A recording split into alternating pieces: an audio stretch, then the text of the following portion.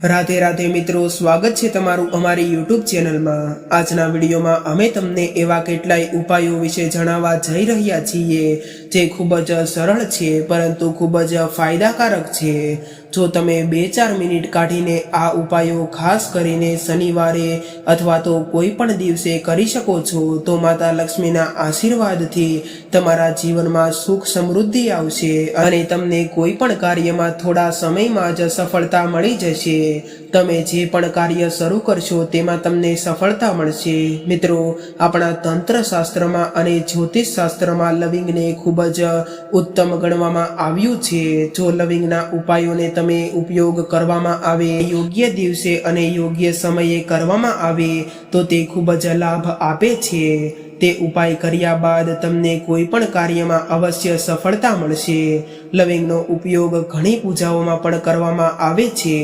जो लविंगनो उपयोग घणी पूजाओमां न करवामां आवे तो ते पूजा सफल नथी थती।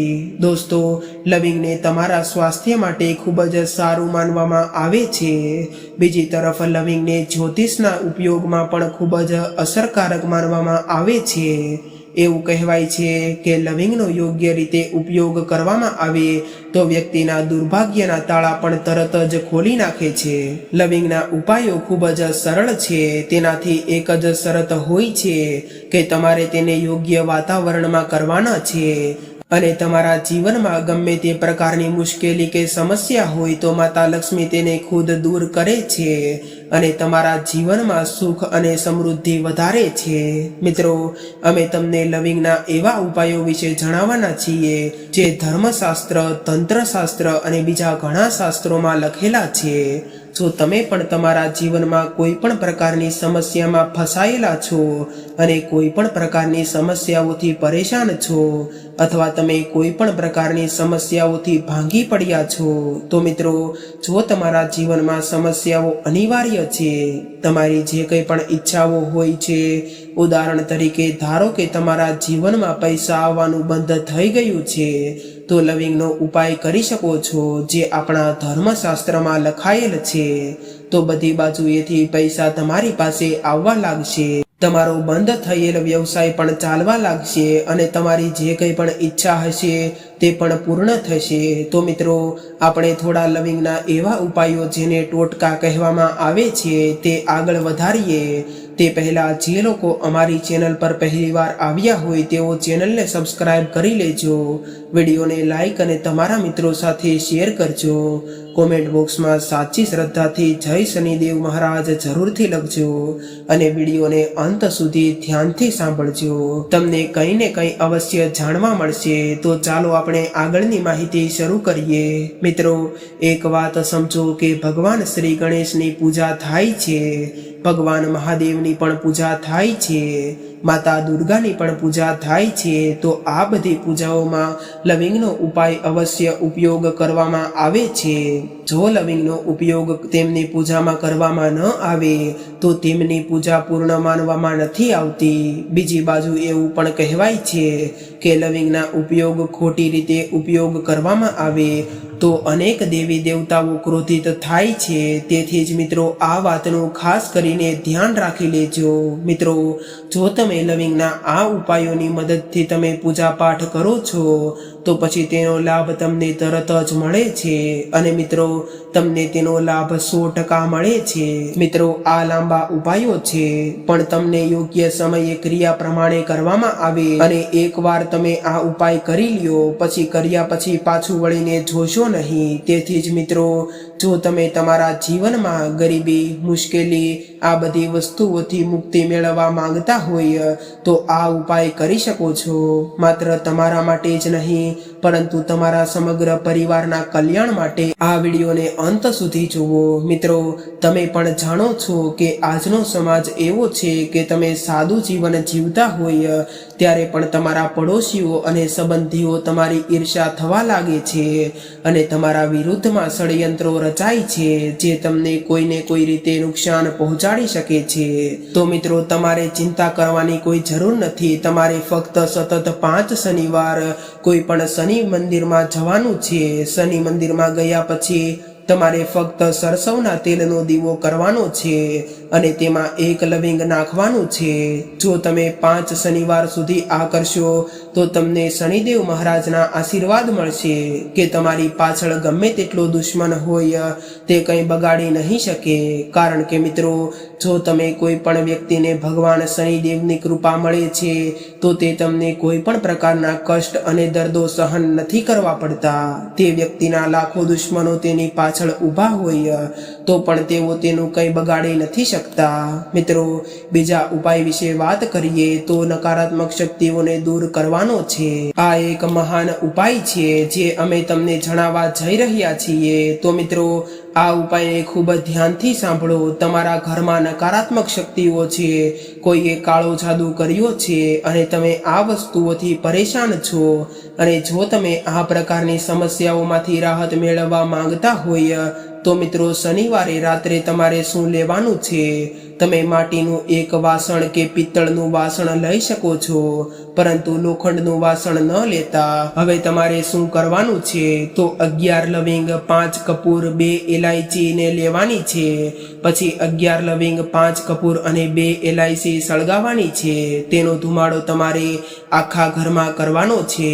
આ ત્રણેય વસ્તુઓ સળગી ગઈ હોય ત્યારબાદ તેમાંથી જે રાખ વધેલી હોય તે રાખને તમે નાખી ન દેતા. તે રાખને તમારે એક ડબ્બામાં અથવા તો બોક્સમાં રાખી શકો છો.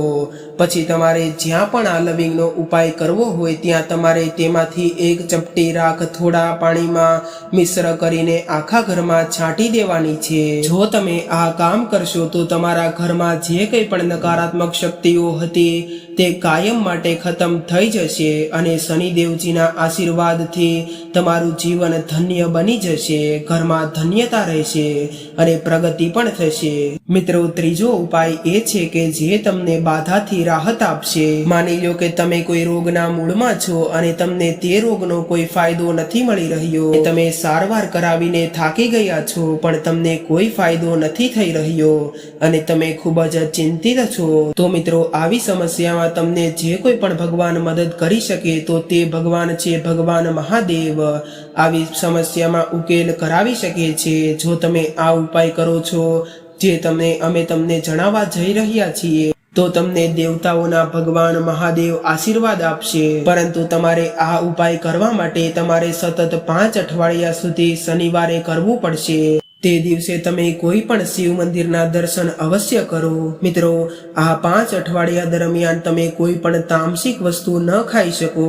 તેમાં ધૂમ્રપાન વગેરે પણ આવી શકે છે અને આ પૂજા તમે એક રીતે તપસ્યા રીતે ગણવામાં આવે છે.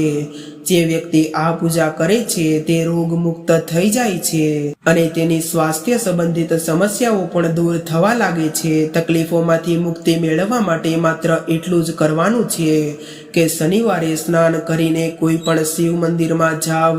તમારે ફક્ત શનિવારે જ આ ઉપાય કરવાના છે. સવારે વહેલા ઉઠીને સ્નાન કર્યા બાદ તમારે 2 લવિંગ લેવાના છે.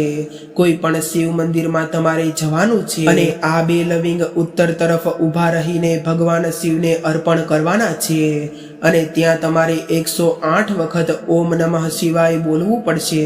કારણ કે 108 નંબર એ ભગવાન શંકર એટલે કે આપણા ભોલેનાથને અત્યંત પ્રિય છે અને તે તમારા ભક્તોની બધી મનોકામનાઓ પૂર્ણ કરે છે. અને પછી તમારી જે કોઈ પણ ઈચ્છા હોય તે તમે મહાદેવ પાસે માંગી શકો છો.